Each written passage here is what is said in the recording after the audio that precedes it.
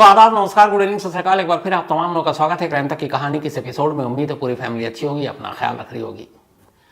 अगर अपने देश में ऐसे केसेस जिनकी क्लोजर रिपोर्ट दाखिल कर दी गई उसकी गिनती की जाए तो ना मालूम गिनती कहाँ पहुंचेगी।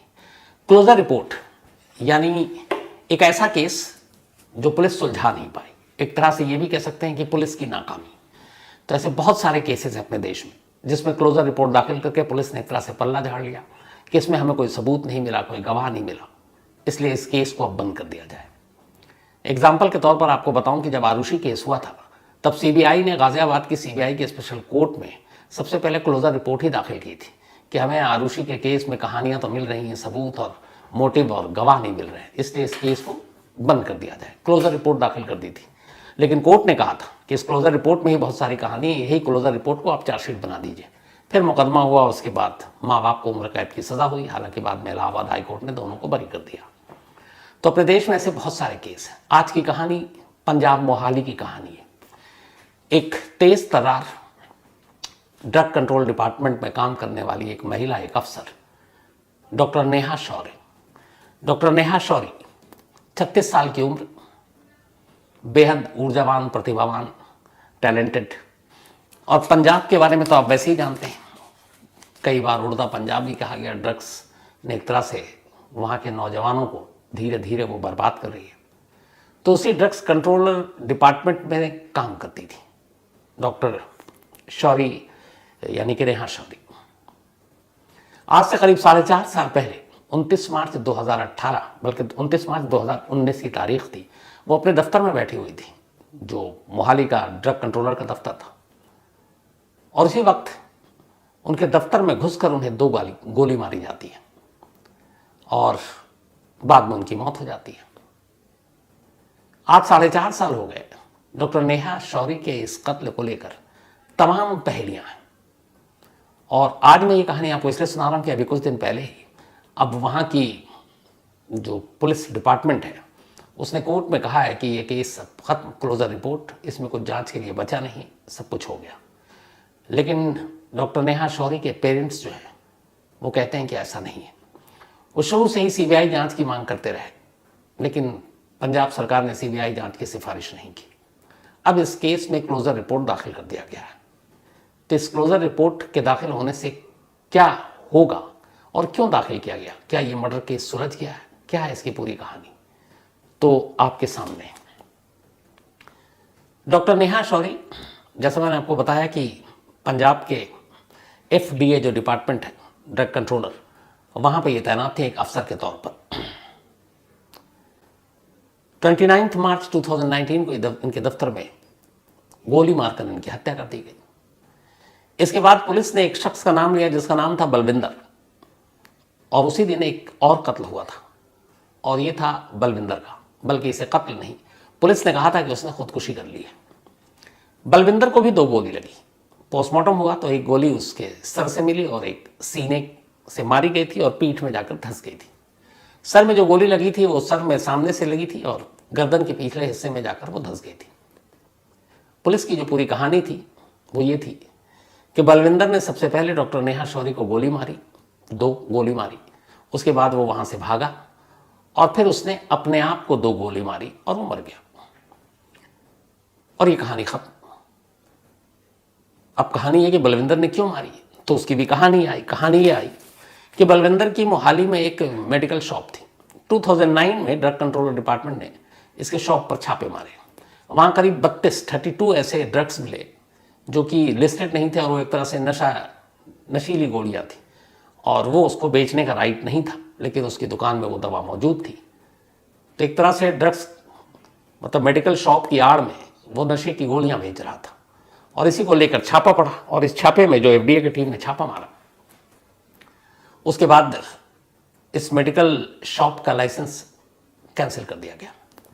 अब इस मेडिकल शॉप का जो ओनर था वो था बलविंदर। बाद में वो मामला कोर्ट में गया, उसने बड़ी गुजारिश की कि मेरा लाइसेंस बहाल कर दिया जाए, लेकिन वो मिला नहीं। 10 साल बीत गया। इस 10 साल के बाद उसने अपनी बीवी के नाम पर एक और मेडिकल स्टोर खोलने के लिए इसी डिपार्टमेंट से लाइसेंस के लिए अर्जी दी, लेकिन वो भी रिजेक्ट हो गया। जिस दिन ये छापा पड़ा था उसकी दवा की इस दुकान पर, उस छापा मारने वाली टीम में डॉक्टर नेहा शौरी भी शामिल थी। तब वो प्रोबेशनर थी, एक नई नई आई थी जॉब पर, और उस वक्त उनकी उम्र भी करीब 26 साल थी। तो ये केस एक तरह से उनके सामने सब कुछ हुआ। तो पुलिस ने अपनी दलील दी कि चूंकि बलविंदर के शॉप का लाइसेंस कैंसिल कर दिया गया और 10 साल बाद जब उसने अर्जी दी तो दोबारा उसकी अर्जी कबूल नहीं हुई और उसकी बीवी के नाम पर मेडिकल शॉप का लाइसेंस नहीं दिया गया, तो वो दुश्मनी पाले हुआ था बलविंदर।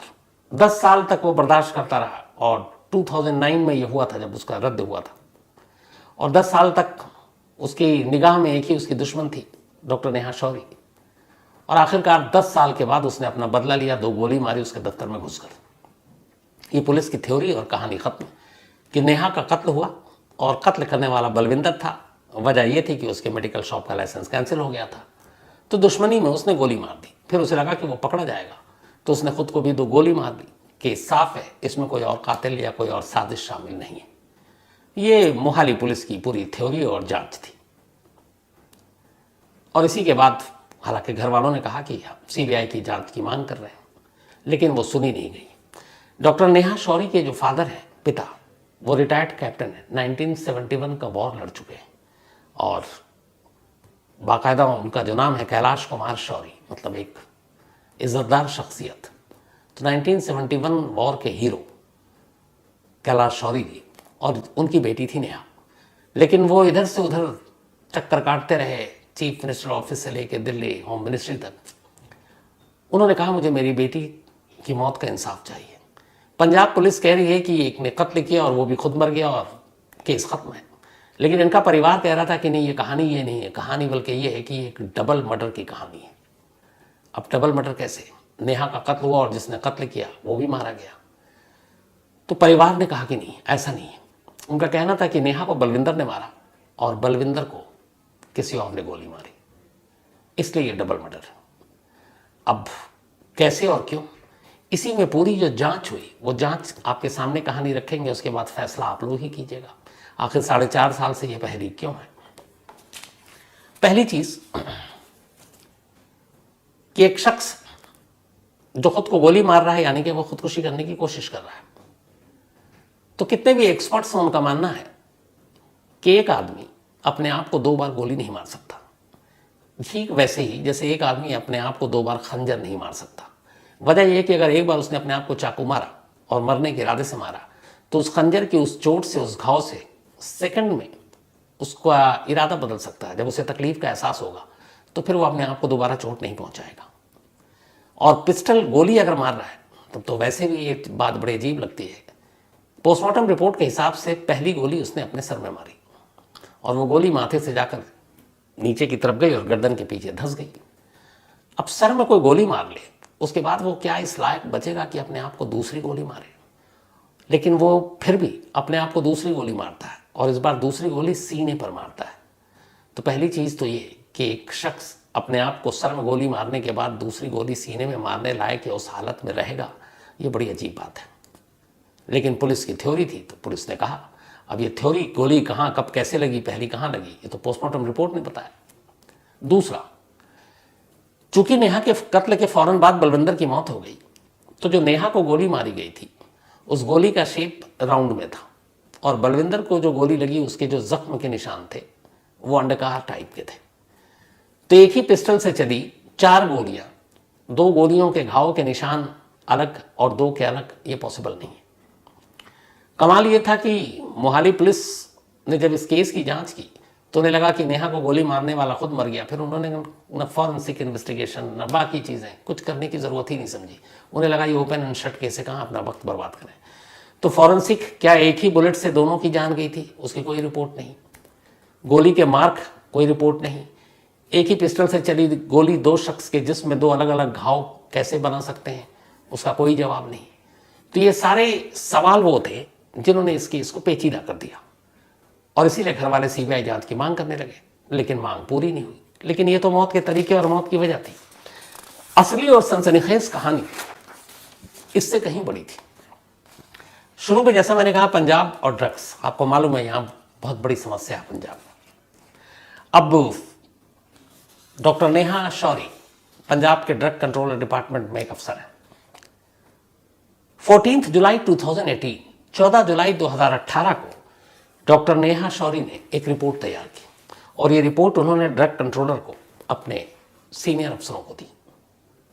और ये रिपोर्ट क्या थी? ये रिपोर्ट अपने आप में बड़ी सनसनीखेज थी। इस रिपोर्ट में ये था कि कैसे पॉलिटिशियन, पुलिस डिपार्टमेंट, खुद ड्रग कंट्रोल, इन सब ने मिलकर ड्रग का एक सिंडिकेट चला रखा है। और वो कैसे, उनकी पूरी रिपोर्ट डिटेल में थी। रिपोर्ट ये थी कि पंजाब के कम से कम 23 प्राइवेट नशा मुक्ति केंद्र, क्योंकि पंजाब में अब नशा भी ज़्यादा है तो वहाँ पे इलाज के लिए भी बहुत सारे लोग जाते हैं कि किसी तरह से नशे की लत छूट जाए। तो उन्होंने 2018 में अपनी रिपोर्ट में ये कहा कि उन्होंने अपनी जांच में ये पाया है कि पंजाब के 23 निजी नशा मुक्ति केंद्र में करीब 100 करोड़ रुपए का, 100 करोड़ रुपए का एक मेडिसिन आता है ब्यूप्रेनॉर्फिन। ये इलीगल तरीके से कहीं कागज पे नहीं है और ये गोलियां बेची गई 100 करोड़ की। और कितनी टोटल? करीब 100 करोड़ की ये गोलियां थी ब्यूप्रेनॉर्फिन। ये पंजाब के विधानसभा में भी ये मामला उठा था। अब ये ब्यूप्रेनॉर्फिन क्या होता है? ये होता है कि जो नशा मुक्ति केंद्र में लोग नशा छुड़ाने आते हैं तो अचानक अगर वो आदी है और आपने उनको सारी नशाओं से दूर कर दिया तो अजीब अजीब हरकत करते हैं, बहुत कुछ हो सकता है। तो इस दवा जो ब्यूप्रेनॉर्फिन है, एक तरह का ये भी ड्रग्स है। तो पंजाब में जितने भी लोग हैं 17% इस दवा का वो इस्तेमाल करते हैं अगर उन्हें कोई नशा नहीं मिलता। अलग अलग बहुत तमाम तरह के नशे हैं। तो जितने भी नशेड़ी हैं वो इस ब्यूप्रेनॉर्फिन का भी इस्तेमाल करते हैं। अब ब्यूप्रेनॉर्फिन का नशा मुक्ति केंद्र में क्या काम? तो नशा मुक्ति केंद्र जो प्राइवेट है उसमें ये है कि ये दिया जाता है उन लोगों को जो वहाँ पे अपनी लत छुड़वाने आते हैं और अचानक आप उनको सब ड्रग से दूर कर दें तो कई कि तो मरने की नौबत आ जाती है।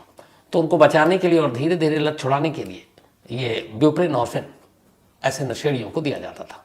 लेकिन उन्होंने अपनी जांच में बताया और ये पाया कि इस ब्यूप्रेनॉर्फिन का पूरा एक रैकेट चल रहा है जिसमें पॉलिटिशियन शामिल हैं, जिसमें पुलिस वाले शामिल हैं, ड्रग कंट्रोलर के लोग शामिल हैं और ये जो नशा मुक्ति केंद्र के लोग हैं ये भी शामिल हैं।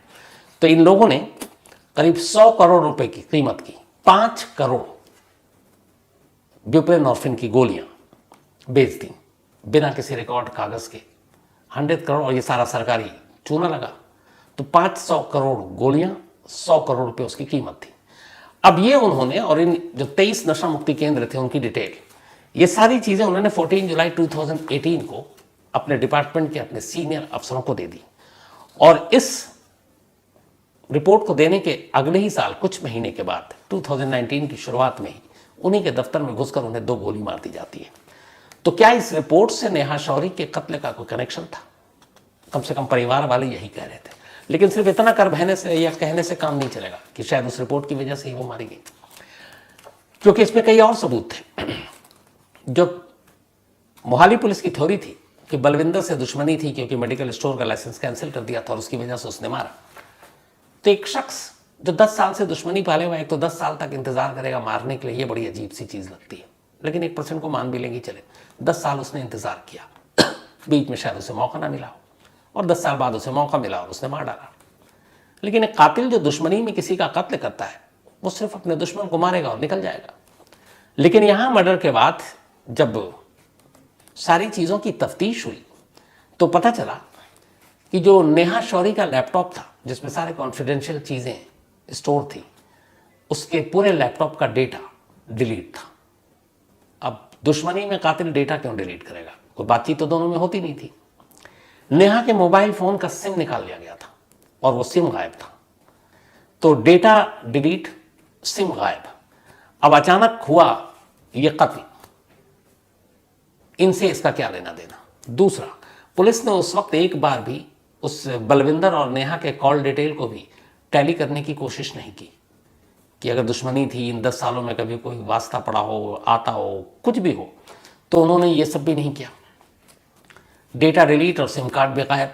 तो दुश्मनी के बीच में ये सारी चीज़ें कैसे? तो पुलिस इन्वेस्टिगेशन की इन चीज़ों पर सवाल उठाए गए। पुलिस के पास इसका कोई जवाब नहीं। पुलिस की वही रटी रटाई कहानी कि 10 साल पुरानी दुश्मनी थी, उसने गोली मारी और बाद में पकड़े जाने के डर से खुद को गोली मारी और मर गया। लेकिन घर वालों का कहना है कि ऐसा नहीं है, ये एक डबल मर्डर है। नेहा को बलविंदर ने बेशक गोली मारी, लेकिन फिर बलविंदर को किसी और ने मारा। अगर बलविंदर को किसी और ने मारा तो फिर ये पूरी कड़ी एक साजिश का इशारा करती है। साजिश क्या? चूंकि 23 नशा मुक्ति केंद्र का ये पूरा डेटा पॉलिटिशियन और पुलिस की मिलीभगत, ड्रग कंट्रोलर के अपने डिपार्टमेंट के लोगों की मिलीभगत, 100 करोड़ रुपए का घोटाला एक तरीके से उस दवा को बेचने के नाम पर, तो इसमें बड़े बड़े लोग शामिल होंगे। और ये पंजाब विधानसभा में उस वक्त ये मामला जोरों शोर से उठा था 100 करोड़ का। तो फिर ये शक अपने आप में बनता है कि इस दुश्मनी की आड़ में बलविंदर को मोहरे की तरह इस्तेमाल किया गया कि तेरी जिंदगी बर्बाद कर दी, तेरा लाइसेंस कैंसिल कर दिया, तो उससे बदला ले। तो उसे उकसाया गया या लालच दिया गया या ये कि तेरा लाइसेंस दोबारा हम बहाल कर देंगे। और जिन लोगों ने ये काम किया, फिर उन लोगों को लगा कि कल को बलविंदर मुंह खोल सकता है। तो जब उसने नेहा को मारा, उसके बाद मौका देखते ही उन्होंने बलविंदर को निपटा दिया। तो एक तीर से दोनों शिकार हो गए। नेहा की जो पूरी जांच रिपोर्ट थी और बाकी जो उसने खुलासा करने वाली थी, वो सारी चीज़ें दब गई। जो कातिल था वो मारा गया, जो साजिश करता थे उनका चेहरा हमेशा के लिए छुपा रह गया। आज 4.5 साल हो गए। इस केस में पंजाब पुलिस ने यही क्लोजर रिपोर्ट दाखिल किया है कि इस केस में कुछ नहीं है। जिसने भी नेहा को मारा वो खुद मर गया, अपने आप को उसने मार लिया, और कोई साजिश नहीं, कोई और कातिल नहीं। तो इस केस की अब आगे जांच की ज़रूरत नहीं है। लेकिन इस क्लोजर रिपोर्ट के खिलाफ अब डॉक्टर नेहा शौरी के पेरेंट्स, खासतौर पर उनके father, Punjab and Haryana high court पहुंचे और उन्होंने कहा है कि अब तक वो ना मालूम कितनी जगह धक्के खा चुके हैं। वो चाहते हैं कि, उनका मानना है कि पंजाब पुलिस ईमानदारी से इस केस की जांच नहीं कर सकती, तो इसीलिए इस मामले की जांच सीबीआई को सौंपी जाए। अब देखना यह है कि क्या एक और क्लोजर रिपोर्ट फिर से उसकी तफ्तीश होगी, इन्वेस्टिगेशन होगी, क्योंकि जो बेसिक सारी चीज़ें हैं। सबसे बड़ा सवाल जो मैंने वही आपसे कहा कि एक शख्स खुद को मारने के लिए अगर पहली गोली सर में मारता है तो दूसरी गोली क्या खुद को सीने पे मारने लायक बचेगा? वो मोबाइल का सिम, लैपटॉप का डेटा, इससे दुश्मन का कोई लेना देना नहीं, क्योंकि दोनों में कोई संबंध ही नहीं है 10 साल से। तो इन चीज़ों का क्या मतलब और ये किसकी तरफ इशारा करती हैं? तो आज 4.5 साल तो हो गए। डॉक्टर नेहा शौरी के कत्ल की पहली अब भी एक पहली है, क्लोजर रिपोर्ट दाखिल हो गई है। लेकिन उम्मीद यही है कि शायद 1971 वॉर के हीरो नेहा के फादर, उनकी कोशिश रंग लाए और कुछ ऐसी चीज़ें हों जिसके बाद इस केस को न सिर्फ रीओपन किया जाए, बल्कि इस साजिश के पीछे जो लोग शामिल हैं उनको बेपर्दा किया जाए। इसी उम्मीद और दुआ के साथ फिलहाल इस कहानी में इतना ही।